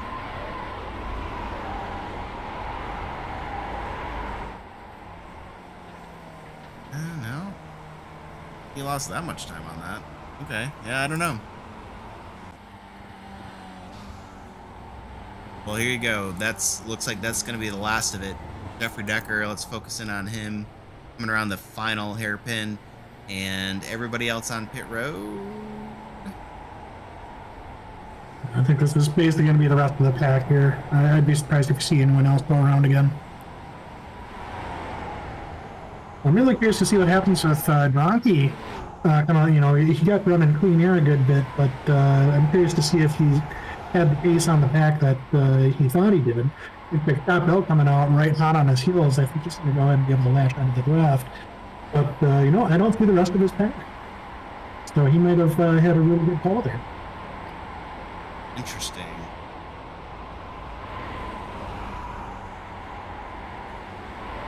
Now, Jason Weiss, on the other hand, is on an absolute tear up into P6 and reeling in Scott Bell, who himself just had a little bit of an off. And sure enough, he has made solid contact with Scott Bell. Now, they've lost a little bit of ground to Gronky, but again, you know, with this big pitch up and everything, we're going to start getting into some of the back markers and sort of that dynamic traffic. I wouldn't necessarily assume that that lead is going to stay. But Drocky's definitely opened up a bit of a gap for himself. This is a good bit of breathing room. Looking good for a podium for him tonight. Bring up the pit lane time for everybody to see how long everybody spent on pit road. You can see there right around the low 50 seconds is probably the time to be. Max Giacomo, 10 seconds faster than that. That is interesting. I want to keep my eye on him. Lauren Avery, a little bit slower, about 6 seconds than everybody else, so lane's a little bit there, but I'm seeing Aaron Chernick just stopped on track. Seems to pull off and just parked the car, and then eventually towed him. I'm not sure what happened. If maybe again, I'm working a little bit light on the information. I don't know if maybe he missed a pit and ran out of fuel or what happened there, but sort of a strange, just decided he was done and parked it and called it a day. interesting. There you go, Jason like Weiss. Equipment failure. I don't know. Jason Weiss and Scott Bell. Look at this. Woo! Oof. Dang, these guys. That is fantastic. Yeah, Jason's really attacking the business out of that first sector tonight. He has no scruples at all. Putting that car side by side through that first sector. And I, for one, I'm all for it from the booth. Jason riding dirty tonight. Scott's like, all right, let's do this. Let's go see what they can do with Scott or with Carl Jonke. 3 seconds, 3.18 seconds is the gap at the moment. Let's bring down the timing tower up there just a little bit. And okay, check it out. Let's go to interval instead of gap. Check out where everybody is. This is another one where I think Bell came out within draft distance of Rocky, and then I think there's a little bit of bobble that allowed Jason to reel him in. And I think these guys have again just sort of accepted that Dronky's out by a good bit, and we're here. We're in some fun cars for fighting. We're on the track. We're in the rig. Might as well start throwing some moves.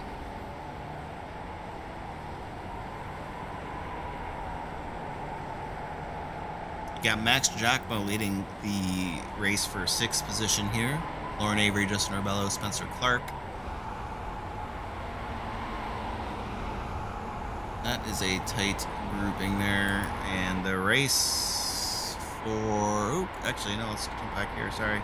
I don't know. It's tough. It's tough. There's a lot of close races happening now. Battle for 6th, battle for 4th. A little further back here, this is Jonathan Dockery sending it hard over Peter Lee, and he's not going to be able to make it. Oh my goodness, who was that?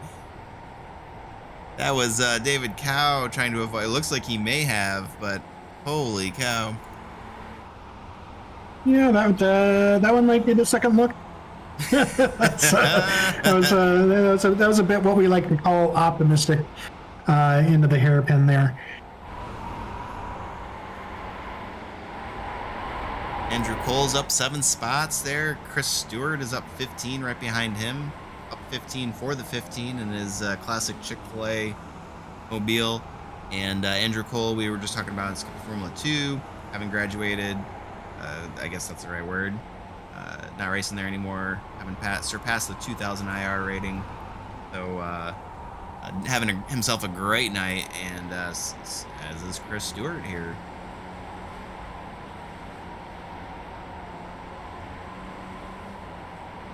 I'll tell you what, though, holy cow! I want to keep my eyes on this battle for 6 because Max and Giacomo's got 8. I'm glad I'm not the only one who's just staring at the pack like, when are they gonna go?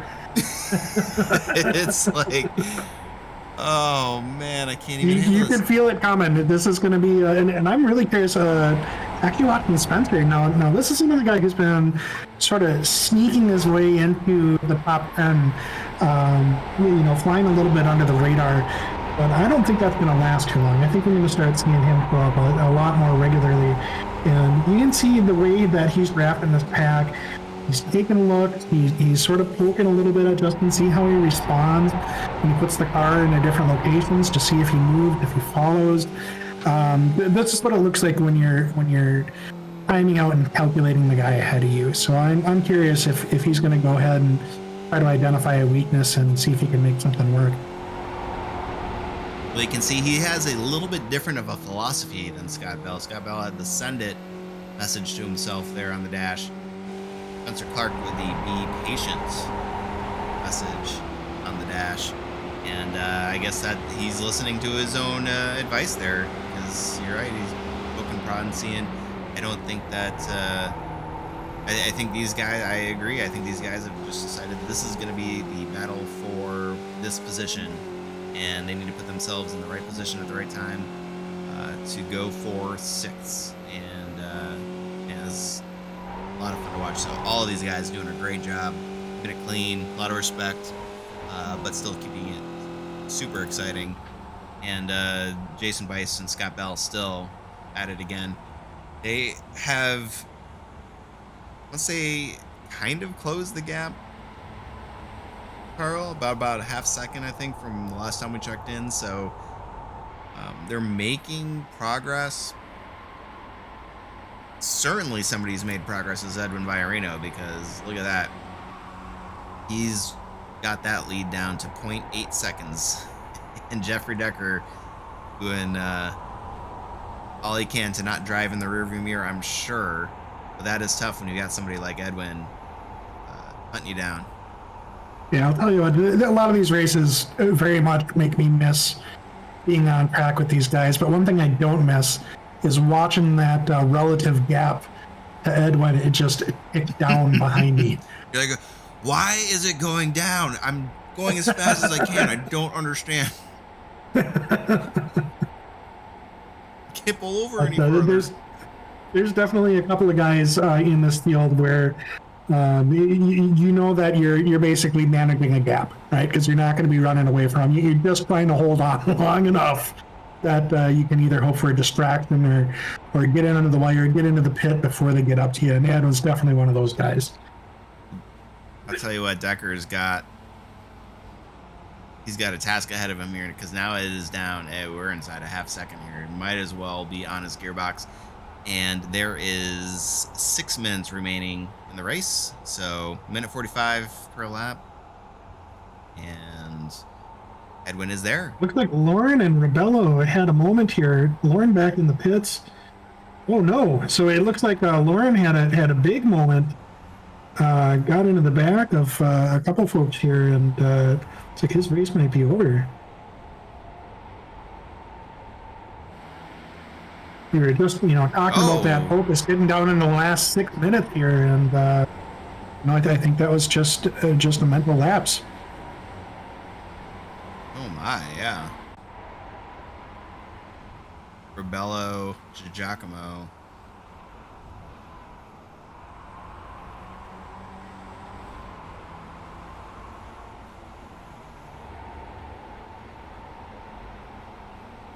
So meanwhile, Scott Bell, Jason Bice having no such qualms about close quarters racing. I'm probably going to be keeping an eye on these guys for the last 2 laps or so, because the gloves have been off for like a half dozen laps.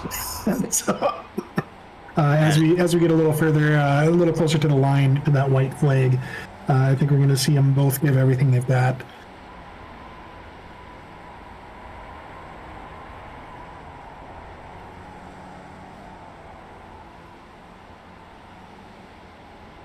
Yeah, I'm not even gonna venture to guess who's got the advantage here.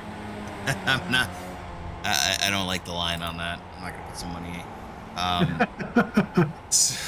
Let's look at. Well, actually, you know what? Let's back it up here. So we've got some good battles. This is Aaron Law and Ray Bartnikowski for P10. These guys are at 14 and 16 spots respectively. So having a fantastic night and some good racing going on there. The battle for 12th as well. This is Rafael Bofill. You can see Chuck Weber just behind him. A little further back is Thor Tolo and Brian Perez, and those guys are relatively close, I think. Chris Stewart working his way up. He's up 19 spots, ladies and gentlemen. 19 spots for Chris Stewart tonight, just on an absolute tear. He got by Andrew Cole there, but Andrew Cole hanging tough. And I'm sure trying to make it 18 spots for Chris instead of 19. Sean Trediak and Matt Shepka also, whoa, getting a little squirrely there, a little loose off the corner exit. And a little further back, Mike Bowers and Peter Nodwell. So a lot of good races happening throughout. You can see the interval as we tick down here inside of 3 minutes to go. And Edwin, what happened to Edwin? What's going on here? Why is Edwin no longer? What the heck? Edwin.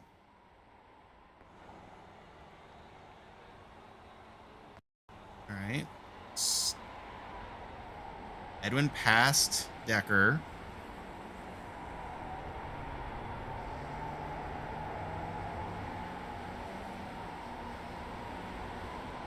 We'll try to go back. He had a throughput issue. He had a network issue. We just saw that message come through race control that he was dropped.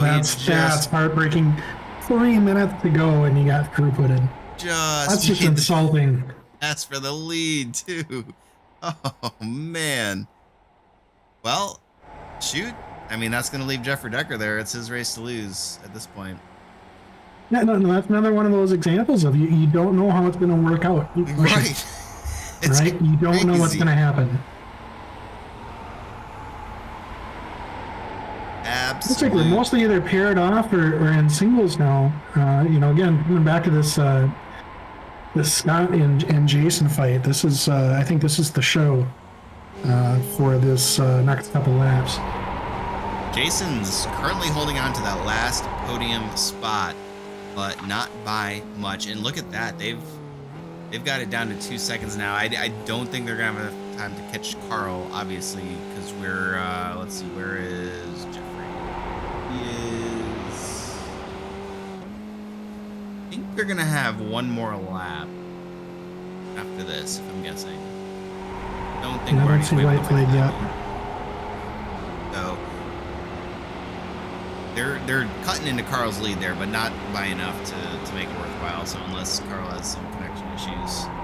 Oh no, Edwin. We were just saying Edwin's checking in. Can't believe that you just took the PC lead. restarted. Oh, so heartbreaking. I can't even believe that. Worked your way, methodically worked your way back up and got past Jeffrey, and then oof. Hate to see it. And so you see Bice and Bell both giving it everything they've got there. Hang on to it, buddy. Hang on to it, Scott. Oh man, Yeah, he's really. I was just saying, you can tell they're using every bit of track and then some. And then Bell just had to go and do a little bit extra, showing off. Knows we're talking about him. He likes the rally cross. There you go. There's the white flag. Barney's got that waving emphatically there. More. Oh, look at that. Aaron Law and Ray Bartnikowski exploring the space as well. This is going to be a fantastic battle for the 9th position. Look at that. Look at Ray looking on the inside. Oh, man, he wants almost got the coverage. That was a fantastic look there. That's enough to make you nervous for the rest of the lap. That's expressing your intention for this white flag lap right from the start. We're going to see Ray lay it on here. Ralph Bofill, Chuck Weber also locked into battle. Max DiGiacomo has got Oliver Hartley and Peter Nodwell just behind him. So right now, look at it here. Jeffrey Decker, he's on the back 9, just about. And 6-second lead, his race to lose. Carl Dronke in P2. Jason Bice, a benefactor here of Scott, sending it just a little wide, but Scott's going to be driving it angry, see if he can close that gap. Pretty good gaps, except. Well, now, meanwhile, this battle with Aaron and Ray is getting spicy. Ray taking a look every single corner, just putting in a half car offline, trying to force a little bit of motion, trying to inside, trying outside, trying for the switchbacks. He is absolutely going for it. Look at him go. He wants it. I think this one's going to come down to that hairpin, right? There's a 0% chance that Ray is not going to absolutely send it if he's got any possibility of doing so. So Jeffrey Decker crosses the line. Carl Dronke, Jason Bice, Scott Bell. Oh, Ray got a little bit loose. Yeah, man. He's really going to have to send it.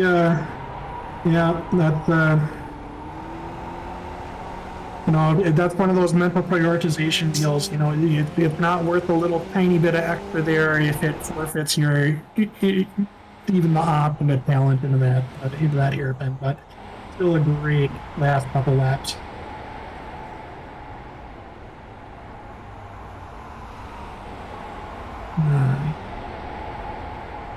But going back through the field, I don't think we've got much else going on that's actually contested. Couple cars airborne. Oh, who is that?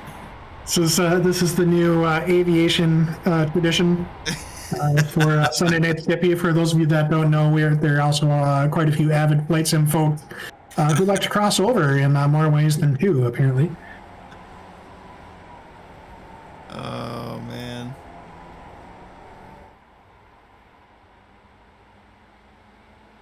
Yeah, the Fridge checking in. Hey, nice to see you, Joshua Fidge Johnson. And we've got Adam Wright on a tear for sure.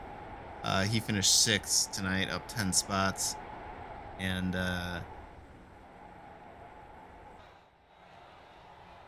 what a crazy race. I think that, the biggest story that I'm really, Jason Bice, we saw him take that big drift coming down, I think they call that the carousel here, right? That big crazy downhill left early on, dropped like 6-8 positions, ends up in podium.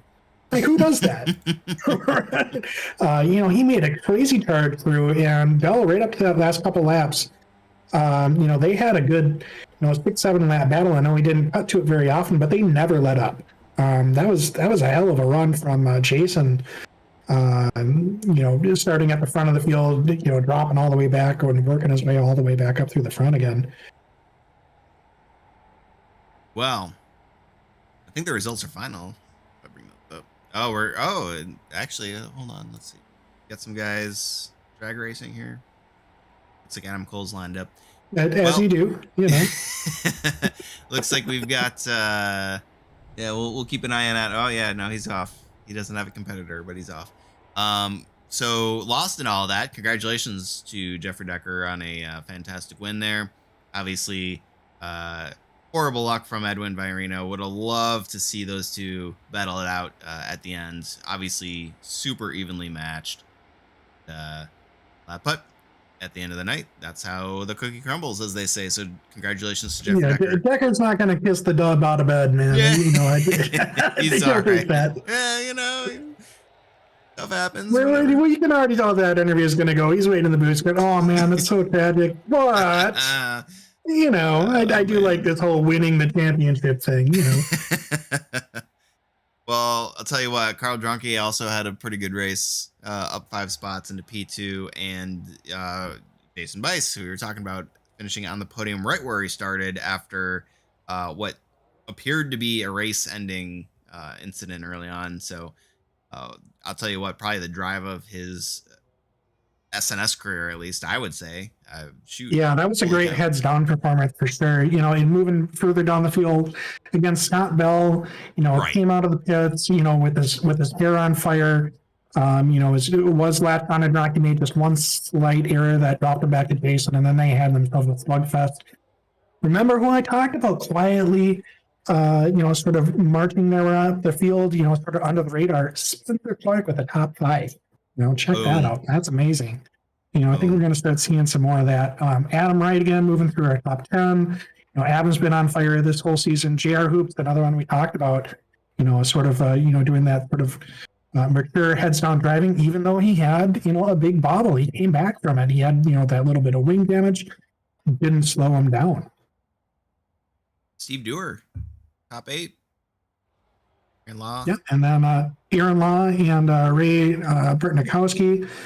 We saw them trading barbs, not too aggressively. I think they were mostly working together for most of the race, but another couple of guys that are just, slowly, heads down, working their way in the top 10, getting those points. Congratulations to all the drivers here. We'll go. That's show you the rest of the field there. There we go. Yeah. What happened to Chris? I guess Chris Stewart is up 10 spots overall, but he went back into what the heck happened there? Yeah, no, Chris Stewart had to go back into the pit, so he still ended up 10 spots up from where he started, but probably not the exact. That's still a great race. Exactly. That's still a great drive, especially for being away that long. Holy cow. Yeah. Yeah. That he didn't get as much practice in, so he may be another guy to keep your eye on if he's able to do some more races there. Mike Bowers ended up having to go down pit road 4 times, so probably not the evening he was hoping for, but we really appreciate him coming out last week and doing the broadcast with us. And sometimes it just be like that. I don't know how else to put that, but yeah, sometimes you're the windshield, sometimes you're the bug. And well, we got him stacking them up in the standby booth. I suppose we should. Oh my gosh, are we really? Get a riot, huh? Oh, yeah. Oh boy, yeah, you're not joking about that. Okay, all right. Let's see here. Let's try to do this in some sort of order. Let's see. Let's bring in. Let's bring in Chaz. Fine. He was with us last week. Chaz Weber joining us in the booth tonight after finishing up 6 spots from your starting position in P12, and which, I mean, what a great recovery for you. How's the race? Well, let's go back to the SF2 race. That about gave me a heart attack. Rafa right on my tail, and then this race I'm right behind him, and it's not as much of a photo finish as the first one, but me and him right at the finish line again. So overall, that was. Were you practicing together? Because you seem to have a very similar pace. No, he was just a little bit faster than me. There was never a gap to just say, go through and run your race. We were, I think pace-wise, we were right there. Man, that was a great run for you, though. And yeah, good point. I don't know why, but I almost forgot about the SF2 race too. It was a lot of fun to watch there right at the end. going into Sonoma, this, was this one that you were looking forward to? One of the things that and the reason I ask is because one of the things we had talked about in the previous race in the broadcast and this, there seemed to be like a mix of emotions. I haven't been on Discord as much as I normally am, but I was a little. Usually, you can get a pretty good finger on the pulse of whether or not drivers like the track or not. Where were you? Which camp were you in?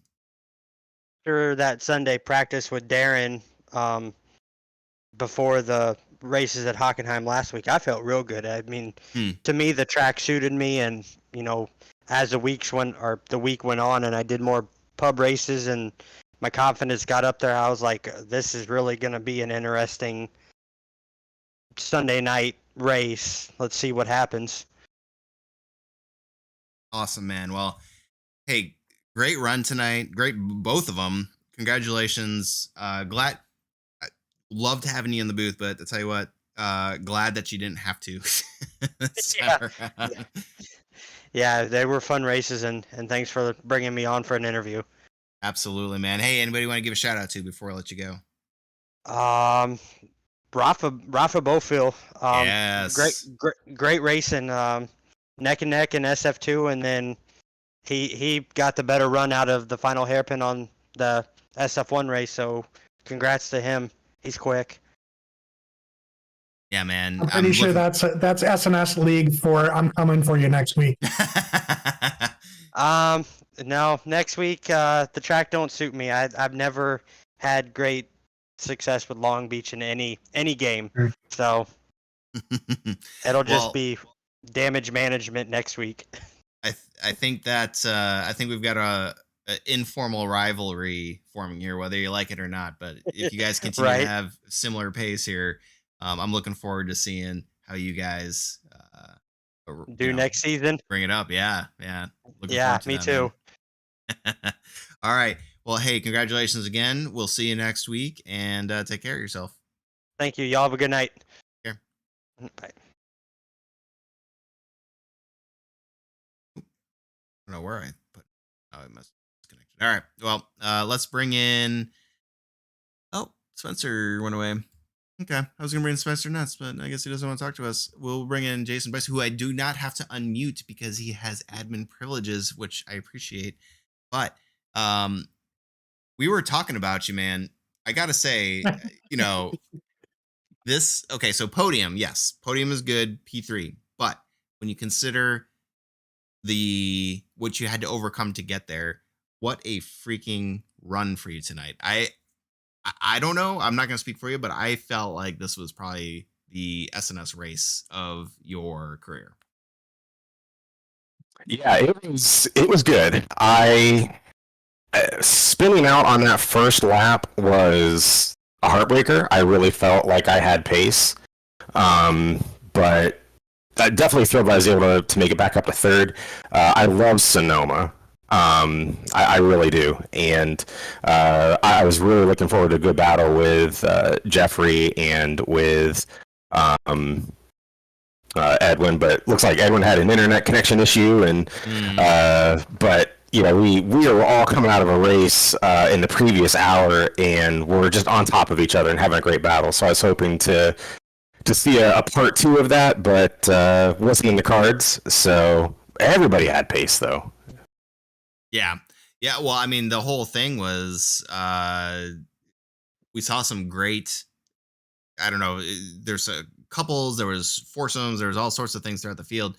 But I think that just proves my point. Is like that was such a great run for you because there wasn't anybody who didn't have pace tonight, and everybody felt pretty. It looked like everybody was feeling pretty dang confident in themselves. We saw a lot of drivers with a lot of trust, sending it too wide into places that I was like, holy cow, how can you freaking do that? And watching you and Scott battle at the end, I think was probably, I know it was Pete's, but it's certainly one of my favorite things to watch too there. You guys put on a heck of a show. Yeah, watching side by side all the way through Sector 1 for like a half dozen laps in a row. I wish I had a microwave down here so I didn't have to go anywhere to make popcorn. Yeah, it's so many people had pace, and Scott was certainly giving me the willies those last few laps. He'd make a move to the left, move to the right. It's like, oh, is this the time? Is this the moment? I was holding off defending until the last lap just because I didn't want to show my hand. There are a few things that I had in the bag, not necessarily just for the last turn, but a few preceding it, and I didn't want to show my cards just yet. So I figured if he takes a spot back, Scott was fast, but I felt like I had a little bit of pace on him. So I figured, you know what, if he takes the position, then I've got a few tricks for that. So we'll see what happens. But I think he had a bit of a bobble coming out of turn 1 or turn 2 on the final lap, and that allowed me to put a little space between us, and that definitely took a bit of the heat off. So awesome, man. Well, hey, heck of a race, and we got one more left in the season. Sorry, I'm trying to do a couple things here all at the same time. We got one race left in the season. It's the 6th season of SNS. I feel I'd be remiss if I didn't ask you just the admin question too, because you're a driver, but you're also the admin here. So looking back on the past 6 seasons, just real quick, this doesn't have to be too involved. Looking back on the past 6 seasons, were you happy with where we're at? Were you looking forward to where we're going? We were talking a little bit earlier about what we might be doing for next season as far as scoring goes. Just to give everybody a heads up, there are some minor issues with Dan Lisa. So we might be looking to go to one of the canned scoring systems within iRacing to take some of that complexity out, and we also get some feedback each week that scores aren't going up in Dan Lisa as quickly as people would like, and honestly, that's on me. And after a long night, it's one of those things that just kind of slips your mind. So there's that. We've got the SF2K that is picking up. So we've been in a soft launch status for that the last half of the season, I guess. So that goes official next season. So guys, if you or anyone wants to race that car, join us. It's a lot of fun. That's really it. I think the impression that I've had this season, I think a lot of people kind of hit a bit of a wall, especially with quarantine, sort of lifting, and people wanting to get back outside. I think people hit a wall with iRacing, so you're seeing people take long stretches off. I know I did. Pete, I get the impression that you did as well. So it feels good. It's refreshing coming back after a nice break. So it'll be interesting to see how people rally back around next season after they've recovered from 6 seasons of being able to only do this.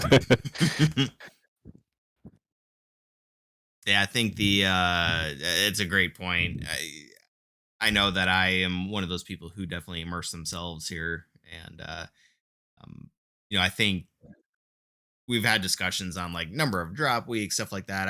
I do think that the league as a whole understands the need for going out and taking advantage of life, and this was a great way to make it through the past year, and I think it will continue to be a great outlet for racing and just being with a great group of people and chatting throughout the week and racing on Sundays and all that. But yeah, it's really, I like the parody that's kind of coming from the lack of people being able to just focus completely and solely on racing Skippy's week in, week out, because it definitely makes things a lot more exciting for us to when you don't really 100% know who the heck is gonna be able to take the lead here week in and week out. So yeah, man, I'm excited for it too. USF2K, check it out.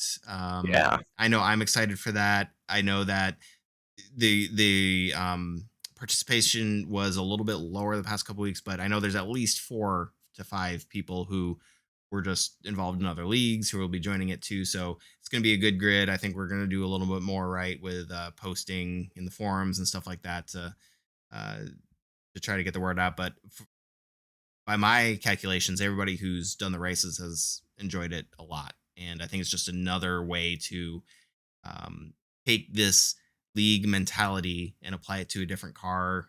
And that's just a little bit different. You get like 2 to 3 oval races, it's a little bit faster vehicle for road courses, a little bit different of a schedule. So I don't know. I think it's pretty interesting, and I'm looking forward. Yeah, yeah. And I have a question for you. What the heck are you doing awake? I don't know. So I was not going to broadcast tonight, and I told Jason this, but it's weird, when you're exhausted, you just kind of hit, and that's why I think at this point a lot of things I'm saying aren't making a ton of sense. It's because I'm just at this point I've hit my second wind, and you're just kind of going, and you're running on pure adrenaline. So yeah, I think, but I will say I'm glad that I was able to do it, because man, you guys put on a heck of a show. I would have been sad if I would have missed seeing these 2 races tonight. Yeah, I'm looking forward to watching SF2. It was good. I hear that was pretty good. Yeah, so yeah, and certainly looking forward to watching this one. Yeah. So, well, hey, thanks for all you do, and I really hope you get some sleep. So yeah, I should probably go do that. But before we do that, we're gonna interview Spencer and Jeffrey. And anything else? Any last shout outs before we let you go? no, I don't think so. Congrats to Jeff on P1 and Carl for P2. Boom. Yeah. Well, man, hey, hell of a run. Got involved in an early race incident, kept your head down, finished where you started there on P3. That would be a banner night for anybody. So congratulations. We'll see you around. All right, thanks a lot. Take it easy. Bye-bye. All right, let's bring in Spencer Clark. Welcome to the interview booth here. You finished up 6 spots total for a top 5 race tonight. Put on a heck of a clinic there. Talk us through your race. Honestly, as much as people keep telling me that I deserve it, I got really, really lucky twice, which I don't usually consider to be the thing. But I mean, the whole strategy the whole time, and I told myself in qualifying, was keep it smooth, keep it safe. And that carried me through basically the whole race. I tried to back off when there was a pack of people fighting for it, but I still tried to stay smooth so I could stay on pace. And that's about it. Well, I think that's a lot of what it is, man. I mean, so you don't know this, but we've said this multiple times throughout both races. You just never know what's going to happen. And so the best thing, like, this is my takeaway from all of this, is the best thing you can do is just exactly what you said, be consistent as you can. You say luck, but I mean, shoot, you just don't know what's going to happen. The fact that Edwin had the connect, like, you just don't know. And so you got to just keep your head down, keep the pace going, no matter what happens. And you did that. You put yourself in a position to end up with a top 5 finish tonight. And that's super important. Or, I mean, not super important. That's super impressive for this league. One thing that I did note is that you have on your dash "be patient" written. Do you can actually see that when you're racing? Absolutely, I totally do. And I added that on maybe like a week after I mocked up the paint scheme, where I had like 3 or 4 races in a row where I was just trying way too hard in the first 3 laps of pub races, and every single time it bit me in the butt. And so what I've been trying to do better lately is just like wait, like just give it 3 or 4 laps, let everybody work it out, and then carry on with what you're doing. So it's not super aggressive, and it usually doesn't make a whole lot of friends, but it works out. Yeah, no, that's I'll tell you what, it's good advice, and especially in the pubs, which are about half the length, right, of Yep, these exactly. races. But even more so important in races that are 40 to 45 minutes long, and it's paying off. So I would say keep that, no matter what paint you're on. I would make sure that you keep that on there. And yeah, man, heck of a run for you. This was a tough course to pass. This is a race that we saw a lot of fast drivers, and you were able to gain 6 spots overall, which is no easy task for sure. And granted, stuff happens, like we talked about, but that I don't know. I was just super impressed with your overall result, and just watching you. We go back and watch the broadcast. I think we focused on you for quite a while because you had a heck of a run going with some of those guys there in the pack. Absolutely, that was the biggest thing. Was even if I had to be the last one in the pack, I wasn't going to lose them. And I know that's something that bit me in the past couple of weeks. I'm not sure, I remember where we even were last week, frankly, but It was so long ago. It was a whole 7 days ago. But that's been my new thing is like is I don't have to be the fastest. I just have to be fast enough to hang on. And I think that in this case both were true, but it definitely helps that I could sit back and know that I had the pace to come back if it was getting a little too spicy up front.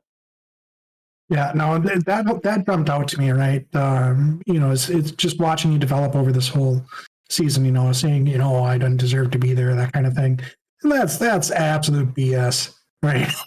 So we've talked about that a couple of times this week, and in last week particularly in our Discord, right, where you know, we were saying, you know, we were talking about buying different kinds of gear and different strategies and that kind of thing. I was saying, well, this is, you know, if I get this, will it make me faster? And I think, well, it doesn't really necessarily matter, because being consistent and being able to put in your best pace every single lap improves your positions, even if you're not faster.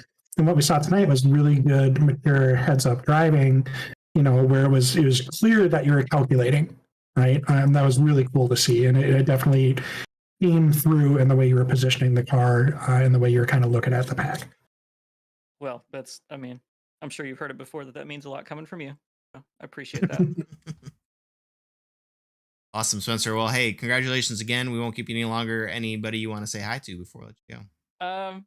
Oh gosh, I'm not sure if my parents are watching, but I send them a link every so often. So if you're watching, hi mom. For you. Hi, Spencer's mom. Yeah, you might be able to hear my girlfriend in the background. This one's also for her because she has to sit and share a room with me the whole time. So, hi, Spencer's girlfriend. Yeah. Aside from that, just twitch.tv/Anderson, ANDRESEHN. I'm gonna try and stream a little bit more often than I've said it on the Kavik Racing Network, but that's where I hang out most of the week. Anderson, there you go. Check it out on Twitch. Love to watch you. Congratulations on your top 5, and we hope for continued success next week and next season. Thank you so much. I appreciate that. See you.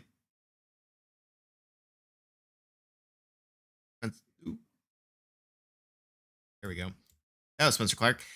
Ooh. Gosh darn it. I cannot work my Discord tonight. Here we go. Jeffrey Decker, the race winner by a large margin. Granted. we did have a little technical difficulty. I will acknowledge that. But at the same time, and again, I hate for the viewers to continue to hear all this stuff over and over again. You haven't heard it. You never know what's going to happen. So you need to put yourself in the best position you can to finish the race well. And that's exactly what you did. And you ended up winning because of it. Yeah, it was interesting. I knew, like, obviously from qualifying, Edwin was just like a class above the rest of us. So the game plan was really just to stick to him as close as possible through the first stint and try to like save enough fuel to get him in the pit stop to then hopefully just like battle him the rest of the way. Weirdly enough, he came in like super early, and I was like, I guess I'll just follow him in and we'll go for it. But I didn't realize how close we would both be on fuel after that. And he like noticed it immediately. So he did his fuel saving and gave me a gap. And I was like, I guess maybe I should. I guess I'm probably screwed here. And then I kept going, and I saw the fuel calculator kind of catch up because I hadn't had any clean air laps until then. And then once it caught up, I was like, okay, yeah, I got to start saving. And so then that gap disappeared because Edwin had done his saving. And so I actually I didn't even try to fight him when he caught up to me. I wanted to like get 2 laps more of saving it and really just like go wheel to wheel as much as I could manage on the last lap. And when he disappeared, I was pretty sad, to be honest. I mean, I was looking forward to the battle personally. But yeah, me too. I kind of like he was definitely quicker. I think I might have been able to at least challenge him into turn 7 on the last lap. just based on kind of what went down. But I feel like Edwin's always hiding a little bit of pace for when he needs it, so you never really know.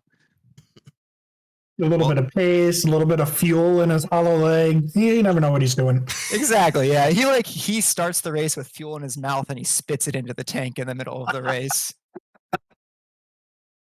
Oh man. Well, hey, that either way though, like, shoot, man, you got the victory. I can't wait to see what the points come out to here, but you got to be feeling pretty good about that. If you even look, are you superstitious enough? Are you going to be looking at the standings going into the last race here?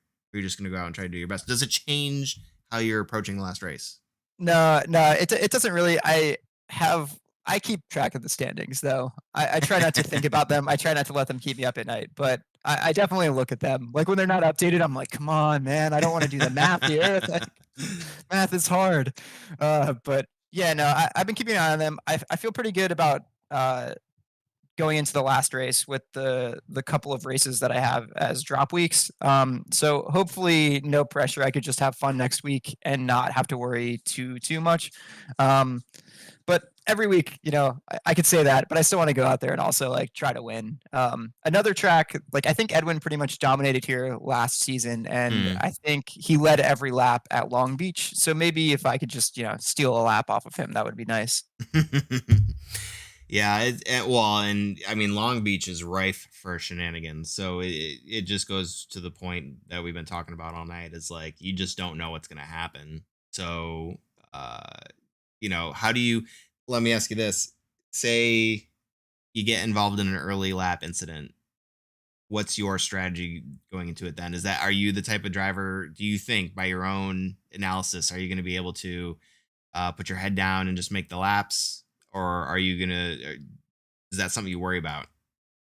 Yeah, no, I think I can make the laps. I love to battle back. I think it's a lot of fun. It's obviously frustrating when you end up there and you're expecting, to not have to deal with that. But it's nice to try to force yourself to get that mental shift, get that out of your head, and then get after it. And so, yeah, if something happens, I'm gonna put head down. I still want to finish the race. I want to cross the finish line and finish the season off taking the flag, regardless of how far back I end up if something happens. Yeah, I think that that's not a surprise to me because we did see that. Was it 2-3 weeks ago? Gosh, I'm losing all track of time. With the Me too, man. Me too. with the quali incident. Yeah, Bathurst. I guess it was, Bathurst. 2 weeks ago, 3 weeks ago now, 3 races ago now, I guess. There you go. Yeah. Yeah. Yeah, all right. Yeah, so that doesn't shock me. That answer does not shock me. I was just kind of curious what your thoughts are. Maybe Pete will show up for that race. That might be fun. Pete, you wanna race next time? What do you think, Pete? I think I'm out until the next season when we'll be jumping back into it. All right, that's fair. That's fair. I was hoping for an end of season cameo, but he wants to keep us on edge. That's right. And you know what? I think the stream, the broadcast, whatever you want to call it, is all the better for it, for being honest. So well, hey man, congratulations again. We wish you the best of luck going into the season finale. Any final thoughts or anybody you want to say hi to? Really just always thanks to my wife for letting me do these and watching the puppy while it happens. Thanks to you guys for the broadcast. And just I want to just shout out Edwin again. He ran a really, really, really good race. He was super, super quick all week. And I was really looking forward to that battle. I think he deserved at the very least P2, but probably P1. So just shout out to him for running a fantastic race, even though we had some technical difficulties there. Yeah.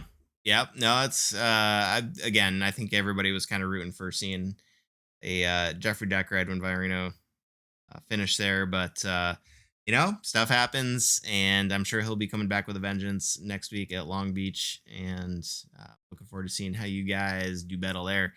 Congratulations once again, and we will see you next week. Cheers, guys. Thanks so much. Pete, final thoughts, man. I'll tell you what, I'm tired. Yeah. That was good though. I was saying that I was telling Jason Bice there that I would have been sad if I would have missed this race, and I completely mean that. That was a lot of fun to watch. I'm really glad that absolutely I made that decision. this was a fantastic race to have be the first one back after a little while. You know, with Jason's working through the field and the big, you know, tenth of a second battles that we saw all the way back through the field. Aaron Law was, involved in that, last couple laps drama until, finally forced that error behind him. There's just a lot of really good heads up, mature, aggressive racing going on. This was a pleasure to come back to and be able to watch through the whole thing. And I think that, sorry, I'm trying to catch up on the notes here. Yeah, man, I hate it for Edwin. That stinks.